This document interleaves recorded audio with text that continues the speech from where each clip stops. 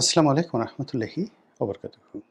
সম্মানিত দর্শক, দিন যত যাচ্ছে তত আওয়ামী লীগ এবং বিএনপি কাছাকাছি আসছে।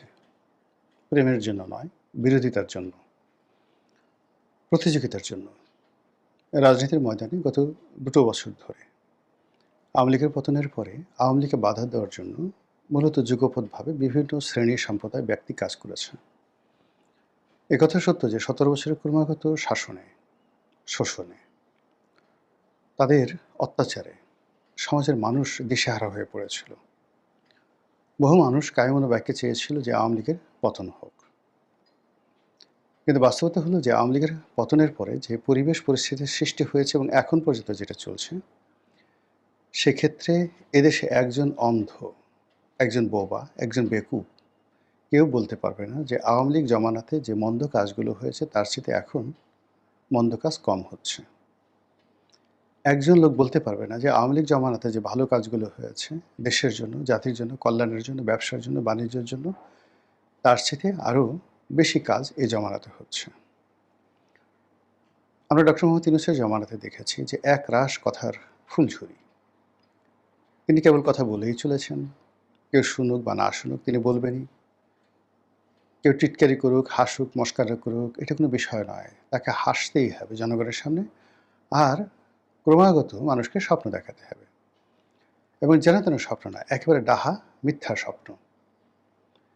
এবং ক্রমাগত ১৮ বর্ষ ধরে তিনি সেই মিথ্যার ভারে ডুবতে, ডুবতে এমন একটা জায়গাতে তিনি ডুবে গেলেন যে এখন এই বাংলাদেশে ইউনূস নামে যে কোনো প্রাণী আছেন, জীবিত আছেন, বেঁচে আছেন, ভালো আছেন, কোথায় আছেন, কেমন আছেন, এটা নিয়ে কোনো মানুষের আগ্রহ নেই। মানুষ তাকে খুঁজে গালি দেওয়ার জন্য, মানুষ তাকে খুঁজে বদনাম করার জন্য। এমন অনেক ঘটনা ঘটে, তিনি হয়তো সেই কাজগুলো করেননি, কিন্তু তারপরে লোকজন তাকে বকাঝকা করছে। এই যে তার ব্যর্থতা, এই ব্যর্থতার সঙ্গে সঙ্গে তিনি যে সকল শক্তি তৈরি করেছিলেন, রাজনৈতিক শক্তি, তার কিংস পার্টি, অনেকগুলো কিংস পার্টি তিনি তৈরি করেছিলেন। তার মধ্যে শুধু এনসিপিকে আমরা এখন একটা বাস্তব অবস্থায় দেখতে পেরেছি, কিন্তু এনসিপির বাইরে আরও প্রায় ৩০-৩৫টি বা ৪০টির মতো কিংস পার্টি তৈরি হয়েছিল।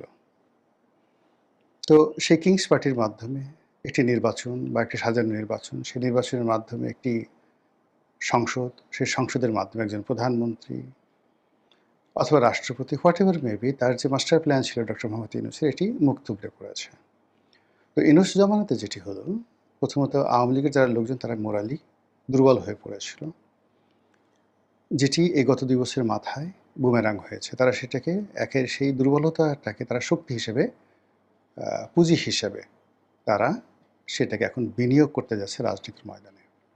খুবই জটিল একটা বিষয়। এটা কী করে সম্ভব? প্রথমত হলো যে আওয়ামী লীগ জমানাতে তারা বারবার মনে করতো যে বোধহয় তারা মন্দ কাজ করেছে। ২০১৪ সনের কাজটি ঠিক হয়নি, ১৯-এ আরও ঠিক হয়নি, ১৮-তে, ২৪-এ তো একেবারেই ঠিক হয়নি। আর এই কারণেই আসলে আল্লাহর অভিশাপ নাজিল হয়েছে এবং সেই সমন্বয়কদের হাতে, কোটা বিরোধীদের হাতে আওয়ামী লীগ সরকারের পতন হয়েছে। এরকম নীতি কথা আওয়ামী লীগের অনেকে বলতো। কিন্তু এখন আওয়ামী লীগের সব লোক তারা যেটা বলছে সেটা হলো যে না, এই দেশ চালানোর জন্য আসলে শেখ হাসিনাকেই দরকার। শেখ হাসিনা যা করেছেন সঠিক করেছেন। বিএনপির অনেক লোক তারা এখন উচ্চ গলায় বলছে যে আমরা ডক্টর মোহাম্মদ ইউনূসকে চিনতে পারিনি। তাকে যদি বাংলাদেশে কেউ চিনে থাকে সেটি হলো শেখ হাসিনা চিনেছিলেন। এ সকল কথার ফলে কী হলো, আওয়ামী লীগ এবং শেখ হাসিনার সম্পর্কে আলটিমেটলি দেশের রাজনীতিতে একটা স্পেস তৈরি হয়ে যায়। অন্যদিকে ডক্টর মোহাম্মদ ইউনূসের ক্যাবিনেটে যারা ছিলেন, এর দুটো অংশ। একটা হলো ছাত্রদের মধ্যে যে অংশটি ক্যাবিনেটে ছিলেন অথবা ক্যাবিনেটে না থেকেও তারা মন্ত্রীর পদমর্যাদায় প্রভাব বিস্তার করেছে, যেমন হাসনাত, সার্জিস, তাদের ক্ষমতা কোনো অংশে কোনো মন্ত্রীর চেয়ে কম ছিল না। অন্যদিকে ক্যাবিনেটে যারা ছিলেন, সেই ক্যাবিনেটে ছিলেন যেমন মাহফুজ ছিলেন, আসিফ মাহমুদ সজীব ভুঁইয়া ছিলেন, নাহিদ ছিলেন। তো নাহিদ এখনও পর্যন্ত কোনো কিছু বলেনি এভাবে, কিন্তু আসিফ মাহমুদ, সজীব ভুঁইয়া এবং মাহফুজ সরাসরি যেটি বলেছেন সেটি হলো তারা ইউনূস সাহেবকে বুঝতে পারেননি, তারা কিসেন ক্যাবিনেটে ছিলেন না, তাদের সঙ্গে প্রতারণা করা হয়েছে এবং তাদেরকে সামনে দেখিয়ে দ্য ওল্ড হ্যাগার্ড, বুড়ো বা বুড়ি ডাইনি যারা ছিলে তারা তাদেরকে ব্যবহার করে নিজেদের স্বার্থ হাসিল করেছে। এই সকল কথার পাশাপাশি আবার বিএনপির যারা লোকজন আছে তারাও ডক্টর মোহাম্মদ ইউনূসের ব্যাপারে কেউ খুশি নন।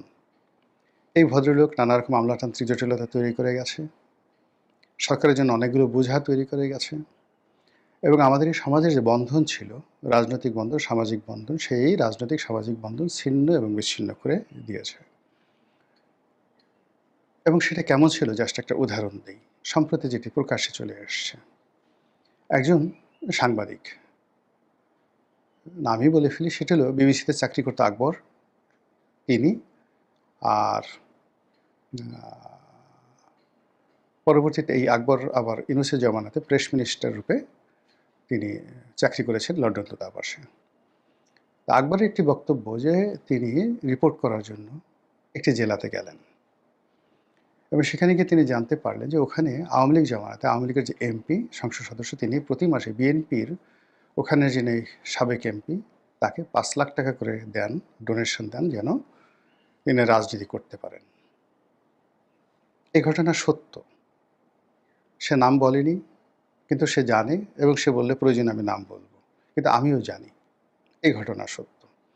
এরকম অসংখ্য ঘটনা, এই ঘটনা ঢাকা জেলায় ঘটেছে, এই ঘটনা নোয়াখালীতে ঘটেছে, এই ঘটনা যে কুমিল্লাতে ঘটেনি তাও কিন্তু বলা যাবে না। তো কাজেই এই যে রাজনীতির একটা সহমর্মিতা ছিল, অনেক কিছু আওয়ামী লীগের নেতারা নিয়ন্ত্রণ করতে পারতেন না, কিন্তু তারা বিএনপির সঙ্গে আসলে সম্পর্কটা নষ্ট করতেন না। কেন করতেন না? তারা জানতেন যে সামনে যদি নির্বাচন আসে তাহলে বিএনপি অবশ্যই ক্ষমতায় আসবে। তো সেক্ষেত্রে সংসদ সদস্যদের সাথে, সম্ভাব্য মন্ত্রীদের সাথে যেন তৃণমূল পর্যায়ে কারো সম্পর্ক নষ্ট না হয়, এটা যারা বুদ্ধিমান মানুষ তারা কিন্তু সেই কাজটি করতেন। এর ফলে কী হলো দেখুন, এই জামানাতে আওয়ামী লীগ নেই, অনেকে পালিয়েছেন কিন্তু সবাই পালাননি। আওয়ামী লীগের অনেক সংসদ সদস্য, সাবেক সংসদ সদস্য, তারা জেলখানাতে আছে, কিন্তু ওই যে তারা যে বিনিয়োগ করেছিলেন তাদের জামানাতে, বিএনপির যে নেতাদেরকে তারা সাহায্য করেছিলেন, তারা এখন তাদেরকে সাহায্য করেন এবং সহযোগিতা করেন, টাকা দিয়ে, পয়সা দিয়ে, সব দিয়ে। এটা একটা রাজনীতির কালচার। এটা বঙ্গবন্ধুর জামানাতেও ছিল, পাকিস্তান জামানাতেও ছিল। মুসলিম লীগের অনেক শীর্ষ নেতারা আওয়ামী লীগকে সহযোগিতা করতেন, আওয়ামী লীগের অনেক নেতা মুসলিম লীগের করতেন, বঙ্গবন্ধু স্বয়ং সাজিজকে মাসোহারা দিতেন। তো এই যে সামাজিক বন্ধনটা, রাজনীতির বন্ধনটা, এটি ডক্টর মোহাম্মদ ইউনূস নষ্ট করে দিয়ে গিয়েছেন। নষ্ট করে দিয়ে তিনি পুরো রাজনীতির জঙ্গল এটিকে অনেকটা খিচুড়ি বানিয়ে ফেলেছেন। আর এই খিচুড়ির কবলে পড়ে এখন বিএনপি রীতিমতো নাস্তানাবুদ হচ্ছে। তো যেটা বলছিলাম, রাজনীতি একটা গেম, একটা খেলা। এই খেলায় কৌশল আছে এবং সেই কৌশল doctor Mohammad Yunus, deep state, Jamaat, NCP সবাই কিন্তু শিখে গেছে এবং তারা বিএনপিকে নিয়ে খেলছে। খেলে তারা যে কাজটি করছে সেটি হলো সরাসরি বিএনপি এবং আওয়ামী লীগ এই দুটো শক্তিকে মুখোমুখি করে দিয়েছে। এবং মাত্র 2 বছরের মাথায় আমি যেটা বললাম, যখন প্রথমত এনসিপির একটা নবম শ্রেণীতে পড়ে, দশম শ্রেণীতে পড়ে, এরকম 4-5 জন ছেলেমেয়ে, ইন্টারমিডিয়েট পড়ে এমন 3-4 জন ছেলেমেয়ে, তারা যখন দিদারসে মাশরাফি বিন মুর্তজার মতো মানুষকে মাফ করতো, তারা যখন সাবের হোসেন চৌধুরীর মতো মানুষের সঙ্গে মাফ করতো, তখন প্রশাসন নীরবে থাকতো এবং আওয়ামী লীগের লোকজন সামনে এগিয়ে আসার সাহস দেখাতো না। তাদের একটা মোরাল দুর্বলতা ছিল যে আমরা আসলে সত্যিই অন্যায় করেছি। কাজেই এই যে মব কিছু হচ্ছে বা যা কিছু হচ্ছে, এটা আমাদের প্রাপ্য। কিন্তু গত 2 বছরের ডক্টর মোহাম্মদ ইউনূসের ব্যর্থতা এবং গত 100 দিনে এই বর্তমান সরকারের কোনো সফলতা না থাকা, এই কারণে আওয়ামী লীগের সাহস বেড়ে গেছে, আওয়ামী লীগের শক্তি বেড়ে গেছে। তাদের নৈতিকতার যে জায়গাটি, সেটি তারা রিগেইন করেছে এবং তারা মনে হচ্ছে যে না, আমরা সঠিক ছিলাম। এই জাতি মানে একমাত্র শেখ হাসিনা ছাড়া কেউ সফল হতে পারবে না। ফলে কী হচ্ছে, এখন তারা জামাতের সঙ্গে মারামারি করবে কল্পনাও করতে পারে না, এনসিপির সঙ্গে মারামারি করবে কল্পনাই করতে পারে না। এনসিপি বা জামাত তারা আসলে এই পরিস্থিতিতে আওয়ামী লীগের সঙ্গে মারামারি করবে এটা তারাও কল্পনা করে না। তারা বরং অনেকেই দায় এড়ানোর জন্য, আমরা তো এই কাজ করিনি, এটা সবই বিএনপি করেছে, তারেক রহমান সাহেব লন্ডন থেকে টাকা দিয়েছে, তো সালাউদ্দিন সাহেব ভারত থেকে টাকা দিয়েছে, তাদের টাকায় জুলাই বিপ্লব হয়েছে, তাদের টাকা দিয়ে ওই জুলাইতে যা কিছু হয়েছে দে হ্যাভ ইনভেস্টেড, এটা নুরু বলেছে, তারপর তারেক বলেছে, স্বয়ং তারেক রহমান সাহেবের যারা ঘনিষ্ঠজন তারাও বলেছেন যে তিনি হলেন এই আন্দোলনের মাস্টার মাইন্ড। ফলে সত্যিকার অর্থে যারা মাস্টার মাইন্ড তারা এখন আর নিজেদেরকে মাস্টার মাইন্ড বলছেন না, তারা ঠেলে ঠেলে বিএনপিকে বলছেন যে এরা হলো মাস্টার মাইন্ড। কারেন্ট হলে সামনে যে রাজনীতির সমীকরণ আসছে সেই সমীকরণে যেন বিএনপি এবং আওয়ামী লীগ সরাসরি মাঠে আসে। আর সরাসরি মাঠে আসলে আপনি বুঝতে পারেন যে বিএনপি মূলত গত এই ৩-৪ মাস ধরে শক্তি অর্জন করার চেষ্টা করছে। অন্যদিকে আওয়ামী লীগ গত ১৭ বছর ধরে যে শক্তি সঞ্চয় করেছে, যে শক্তি অর্জন করেছে, যেটি গত ২ বছরের মানে জুলুম, অত্যাচারে, পরিবেশ পরিস্থিতি বা বিরূপ পরিস্থিতির কারণে এটি এখনও নিঃশেষ হয়ে যায়নি। ফলে আওয়ামী লীগের যা কিছু আছে এটুকুকে যদি আপনি একটা মেশিনে তৈরি করেন বা একটা শক্তিতে রূপান্তর করেন, আর বিএনপি যতটুকু অর্জন করেছে গত ৪ মাসে সেটিকে যদি একটি শক্তিতে রূপান্তরিত করেন এবং দুটো শক্তি বা ফোর্সকে যদি মুখোমুখি দাঁড় করিয়ে দেন, আপনি খুব সহজেই বুঝতে পারবেন কারা বিজয়ী হবে, কারা লাভবান হবে, কারা ক্ষতিগ্রস্ত হবে। এবং এই কাজটি করার জন্যই Jamaat, NCP, doctor Mohammad Yunus, deep state, এমনকি ভারত সবাই মিলে পুরো মাঠটিকে আওয়ামী লীগের জন্য একটা সুবিধাজনক অবস্থান তৈরি করে ফেলেছে। আর বিএনপির জন্য এমন একটা অবস্থা তৈরি করে ফেলেছে, বিএনপি এখন নিশ্চিম নীরব একা। আপনি চিন্তা করুন যে সংগঠন এখন বিএনপির সাথে যারা যারা আছে, জুনায়েদ সাকি আছে, নুরুল হক নুরু আছে, তারপর আন্দালিব রহমান পার্থ আছে, সাদাত হোসেন সেলিম আছে, এখন তারা সংসদ সদস্য হয়েছেন, তারা তারেক রহমান সাহেবের খুবই আপনজন, প্রিয়